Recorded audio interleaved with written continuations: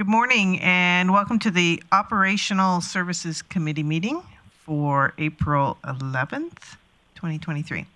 And we'll call this meeting to order. On this committee is Councillor Thiessen, Councillor O'Toole, and Mayor Clayton, as well as myself, Councillor Bosch. Mayor Clayton is not online and either is Councillor Thiessen. So you're stuck with me and Mr. O'Toole. And we'll start with the reports. So, Chief Glavin, could you give us your service area report? Thank you, Chair Bosch. We'll start with energy and environment. There's a few things going on there at the moment. We have an Earth Day event planned for Saturday, April 22nd from noon to 4 at the Montrose Cultural Center. This is a joint event between the city and the county, and all attendees are eligible to win an electric bike this year. So encourage everybody to come out and take that in. As well, City Scrub is underway with various community groups and schools. We'll be out cleaning the city for the remnants of winter, and supplies can be obtained by emailing cityscrub@cityofgp.com.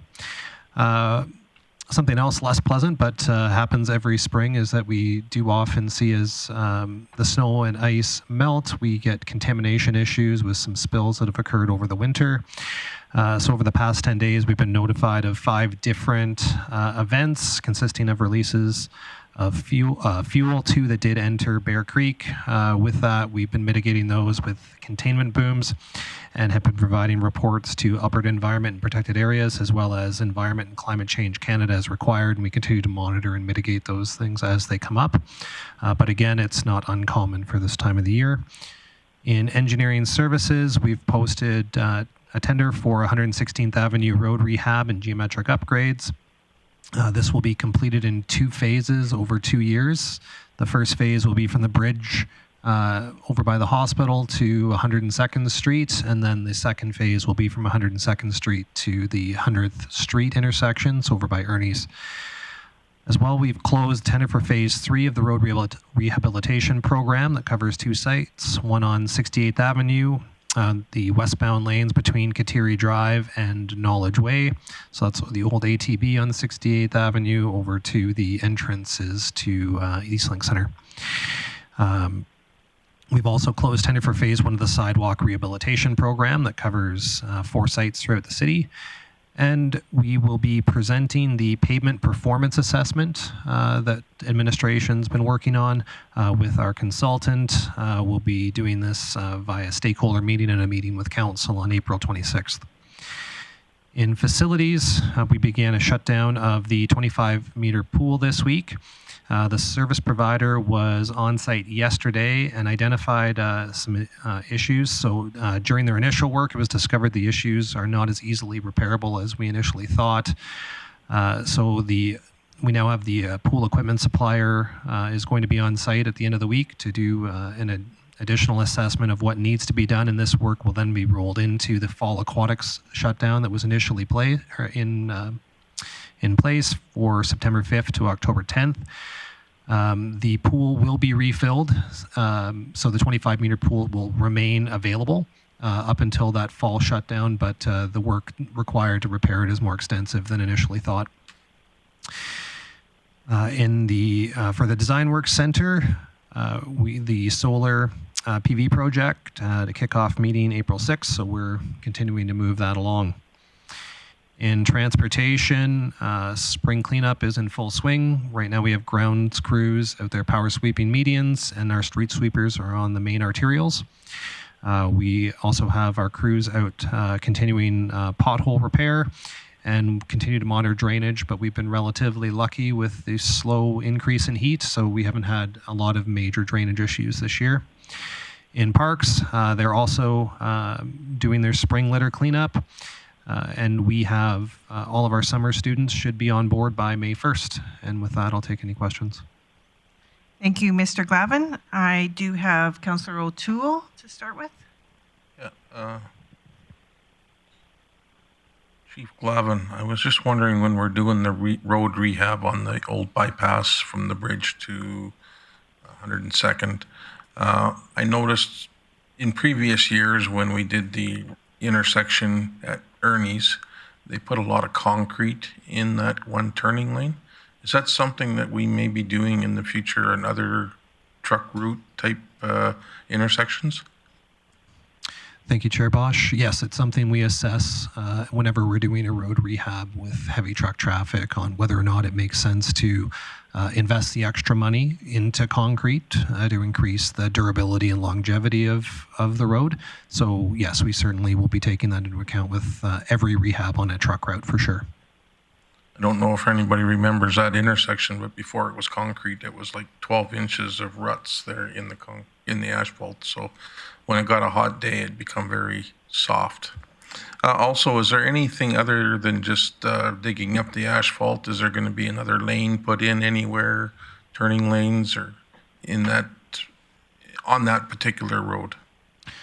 Thank you, Chair Bosch. We won't be adding any additional lanes, at least not of any consequence, but there will be a number of improvements to the area. So geometric improvements, so the turning radiuses in a number of areas there, as well as pedestrian improvements to make it easier and safer for pedestrians to cross. Thank you very much. And actually, I should say that as with a lot of the roads, a lot of utilities are in the road right-of-ways, and we're making some pretty substantial stormwater infrastructure improvements there, which is why it's being broken up into 2 years to ensure that we can complete the extensive work that's necessary without trying to mitigate risk that it won't go into that we wouldn't have an open excavation or an improperly completed road. So that's if anybody's curious as to why we're breaking it up into 2. Thanks very much. Thank you. Councillor Berg. Thank you, Chair Bosch. Real easy question for you. I've been out and I see some street sweeping has occurred on both the trails and the roads. I know it's quite common this time of year for people to ask about street sweepers, so I thought if we could get a quick update on that. Thank you, Chair Bosch. Aside from them being out there, there's not a lot to report. It is a priority for us now that conditions allow for us to be out. We'll be prioritizing the main arterial roads. Then we kind of just work through the priorities. So after the arterials, we'll start getting on the priority 2 routes, so the bus routes, and then into the neighborhood and industrial commercial areas after that. Okay, so how many units, how many hours a day? Yeah, so right now I believe we have 5 units that are working. I can't confirm if we're working 24 hours a day on that. I believe we are right now until we switch to our summer schedule, which then we're 20 hours a day after that. Yeah, right now it is a high priority activity for us. And to my knowledge, all of our equipment is up and running. Great, thank you. Thank you, Chief Glavin. Any other questions? No? Okay, we're going to move into 3.2, covered outdoor structures. And I'll ask Chief Glavin to introduce our administration on this subject. Thank you, Chair Bosch. Today we have Kees de Vries, our Director of Parks, here today, and I'm going to pass it over to him for the report presentation. Thank you. Mr. de Vries. Thank you, through Chair Bosch. A bit of background on today's report. During the 2023 budget deliberations, Council approved $500,000 in funding for the construction of a multi-season, multi-use covered outdoor structure. Administration has worked with an engineering firm for an initial design and construction estimate for that project that has come in at $1.15 million. So that leaves a funding gap of about $657,000. Administration has looked at several different cost savings measures to try and narrow that gap. The first is using an existing site. By using an existing Rink site for the project, we can capitalize on the utilities that are already at the site. Our corporate facilities management team is advised that if we need to bring utilities into a new site, that can incur some significant costs. We've looked at proposing the Swanhaven Rink location as our selected site for the reason of capitalizing on those existing utilities, but also in that the rink footprint itself is somewhat smaller, so therefore our total square footage can be slightly reduced. We have a unique opportunity this year to reuse an existing dasher board or hockey board set from the leisure center. So that in itself provides a cost savings of about $165,000. And then finally, we have an option to look at an existing capital line and reallocating some funds that exist from a Rink project that never came to fruition. So with these different cost-saving measures, we narrow that funding gap to $368,655. So with that, the recommendation today then is that the Operational Services Committee recommend Council approve $368,655 in additional funding from the Council Strategic Initiatives Fund and reallocate that $125,000 from the Sargent Community Outdoor Rink capital project to enable the replacement of a current outdoor rink at Swanhaven with a covered outdoor structure. Okay, thank you, Mr. DeReeves. We have Councillor O'Toole with some questions at this moment. Thanks for being here and presenting today. I've got a couple of questions, or a few of them actually. What would the price be if we were not replacing an existing rink? Thank you. Would it be less? Through Chair Bosch, the cost would actually increase, likely because of having to bring in the utilities themselves. Okay. So by replacing the existing rink, that utility trenching is avoided by the utilities already being at the site. So we're bringing water and power? Correct. Water and power would be required. Yeah, that's correct. What's the most expensive? Water? Through Chair Bosch, I'm not exactly certain, but I can give a bit of context for some of the recent construction projects that administration has worked on. Trenching in the utilities has been upwards of $200,000. So by using an existing site, essentially it's just the tie-in costs. So it significantly can reduce the overall project. Could the electricity be overhead? Thank you. Through Chair Bosch, I don't know in particular. My assumption is it would need to be trenched in from where the existing location is. Okay. I just was wondering in my mind if we could use a water truck to bring in the water and save us some money that way. Through Chair Bosch, most of our highboard rinks, in fact, all of the highboard rinks have an existing standpipe on location, which significantly improves and speeds up the efficiency of flooding those rinks in the winter season. If done by a water truck, it requires significant loads to be brought in. The floods then are not consistent because you're sort of half finishing a flood, having to go fill up the truck again. So having the water on site is critical for any of our larger rinks. Okay. And when you were trying to design this to be built, were you thinking it as a recreational rink or a full-blown kind of hockey rink? Through Chair Bosch, the size of this rink is not a full NHL size rink. That's the current footprint of the existing rink in Swanhaven. So when we looked at replacing it, it was always intended to be replaced in the same, roughly the same footprint for this site. Okay.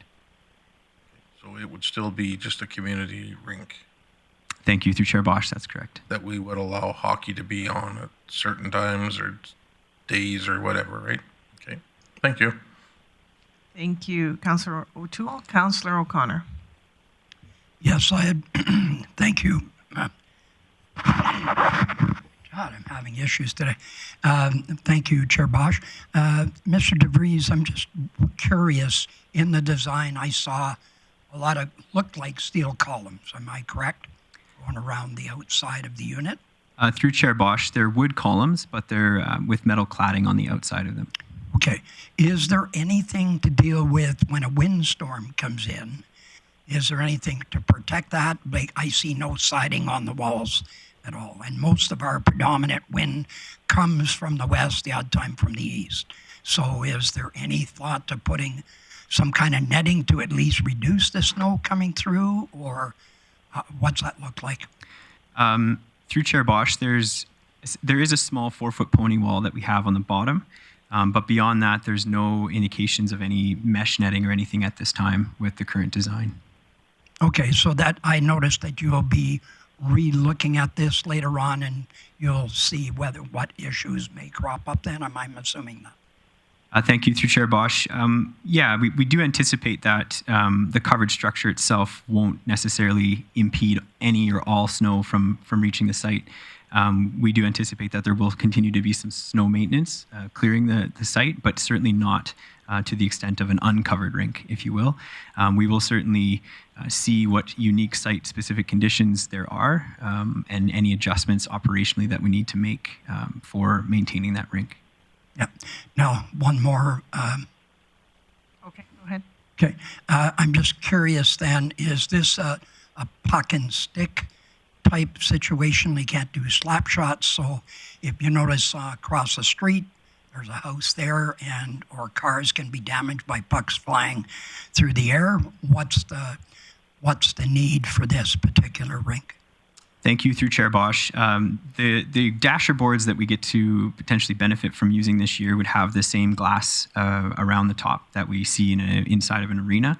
And to my knowledge, that would actually provide more protection than is currently there with the chain link on the back ends of the rink itself. So we would continue to monitor that, but the intent is for it to be used for hockey as well.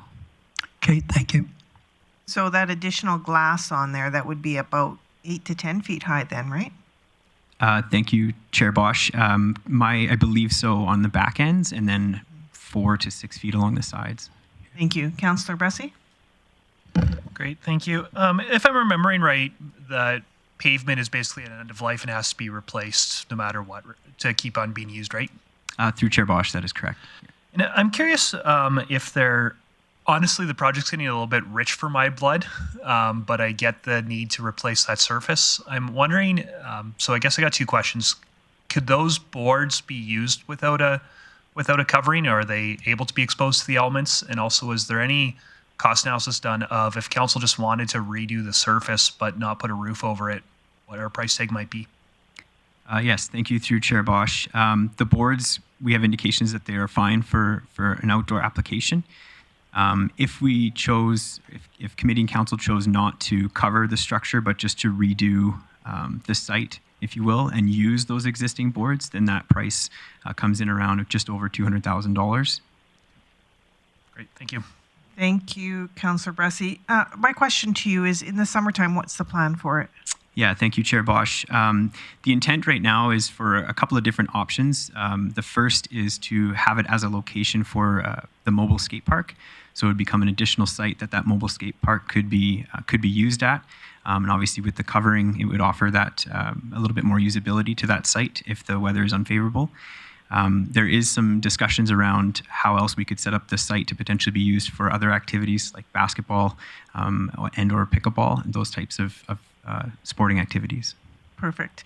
And another question that I have is, I believe we talked about decommissioning some old parks that really nobody is using, and we're using the, staffing and costs to maintain them. Is that a feature of cost savings that you could allocate to something like this, if that's going to happen anyway?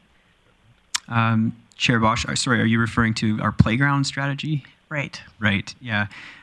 So Chair Bosch, yeah, we are working on a playground strategy that we hope to bring forward this summer to committee and potentially council on looking at identifying where there are potentially surplus playground structures. We do have our outdoor asset management team that looks after all our hard infrastructure assets. They would be the same team that would look after the outdoor rink program as well. So if a reduction in playgrounds would enable that crew more flexibility to address any other assets, then that is possible. Is it too early to even look at those numbers to bring into this set of numbers? Chair Bosch, yes, it is early at this time. We're currently working with a few internal departments on assessing those playground numbers. Okay, thank you. And is there any other questions? No, then looking to business, Councillor O'Toole. Okay, I move that committee, I'll bring this, let it come forward to council. I'm sure there's going to be some debate on the numbers and how much we want to spend. But with that being said, I move committee recommend council approve the $368,655 in additional funding from council strategic initiatives fund and reallocate $125,000 from the Sargent Community Park outdoor rink capital project to enable replacement of the current outdoor rink at Swanhaven with a covered outdoor structure. And just one more question before we call the vote. Is it going to be a concrete floor or an asphalt floor? Through Chair Bosch, it's a concrete structural slab. Okay, thank you. Thank you, Councillor O'Toole. I think this will be a invigorating conversation when it gets to council and see what we can do for our community. So that motion is in order, and I'll call the motion.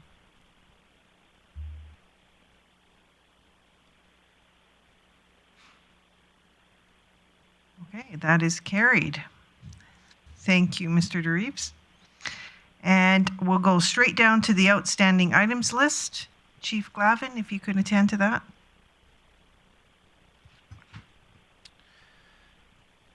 Thank you, Chair Bosch. So we're currently, continuing to work on all of our items. The only thing here, and I see that the outstanding items list, I apologize. I was looking at a different committee agenda, and I was wondering why I didn't recognize the outstanding items list. Just 1 second.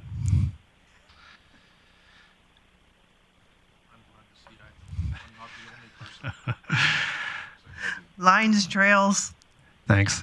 Yeah, no, I see it here, and I believe we're on track with everything. The only thing that is taking a little bit longer than expected here is the St. Joseph's High School crosswalk painting. We're still waiting for the Transportation Association of Canada to publicize their work.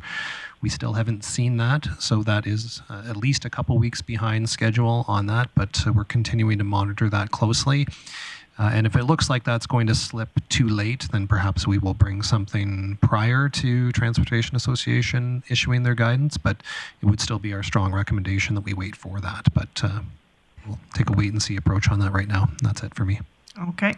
Thank you, Chief Glavin. I look for a motion.